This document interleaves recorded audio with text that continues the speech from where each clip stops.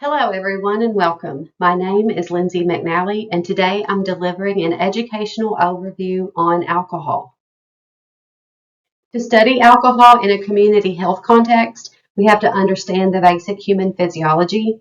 The specific chemical that is found in alcoholic beverages is ethanol, and it functions primarily as something as known as a CNSD, or a central nervous system depressant.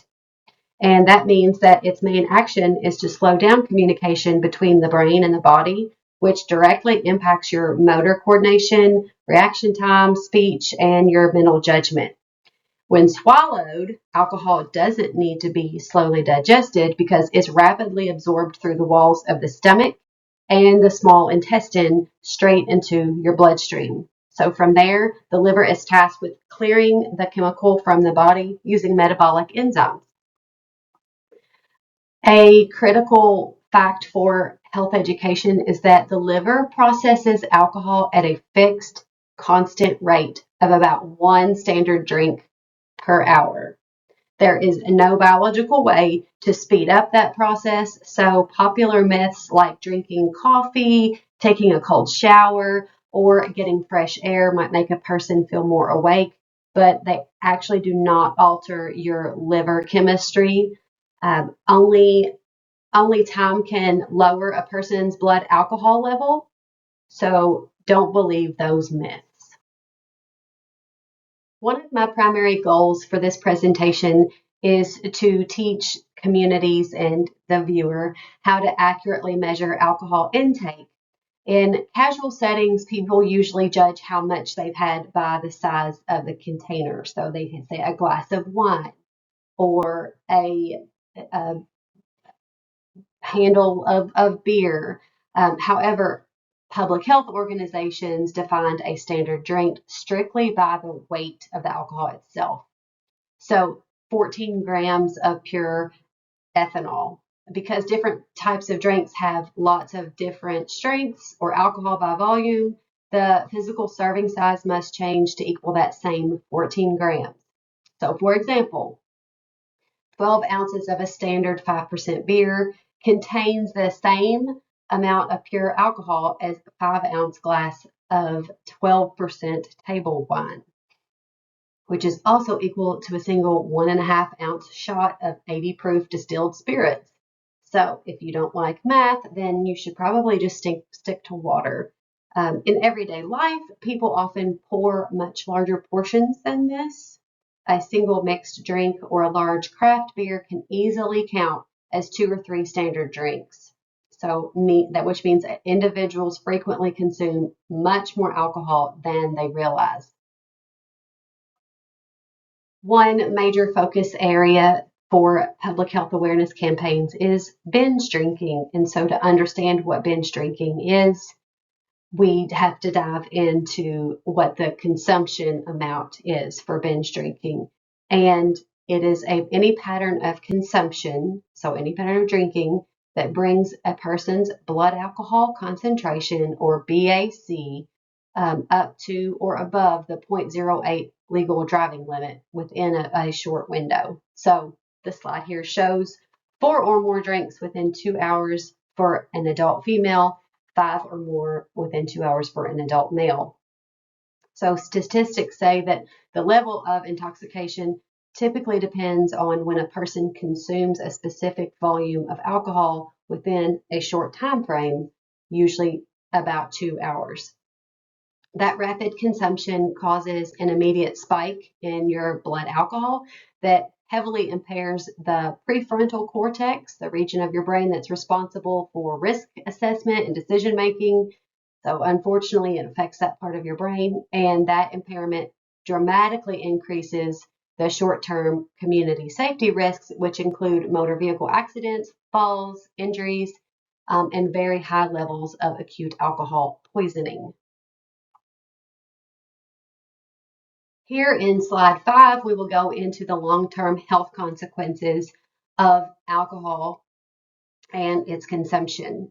So while short-term risks of overconsumption are immediate, Heavy drinking over a long period of time can cause lasting structural damage across multiple systems in your body. So there are some things that you may not realize that alcohol is doing to you or someone you love over time. Chronically exposing your body to high levels of ethanol affects your brain, potentially leading to persistent memory issues and changes in your brain volume. So it takes away your brain. In the cardiovascular system, long-term heavy use is linked to sustained high blood pressure and increased stress on the heart muscle. So the longer your blood pressure is high, it's affecting your heart in a negative way. It also suppresses your immune system, by dropping your body's natural white blood cell activity, making it harder to fight off regular illnesses. So those are things to look for in yourself or someone you love. Finally, because the liver is responsible for processing this chemical, and it is a chemical, your liver experiences severe long-term strain.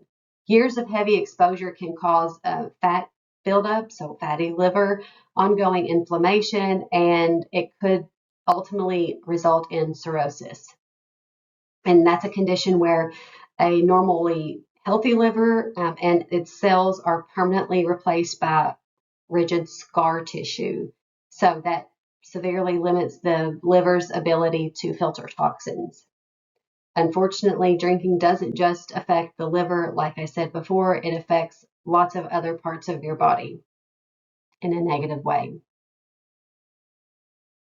If you enjoy drinking alcohol, there's no judgment there. It is a completely legal substance and available. It typically tastes delicious and it is accepted in social situations.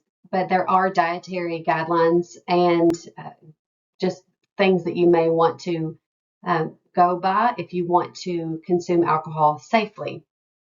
So, to give you some benchmarks for reducing health risk, dietary guidelines for Americans outline clear boundaries for adults who choose to drink, and those are here on slide 6.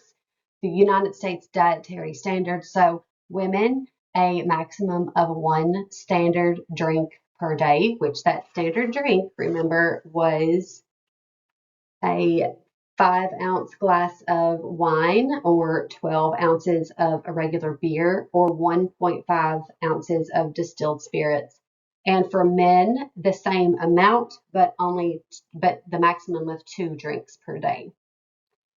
So that doesn't seem like much, and it seems like much less than most people do consume.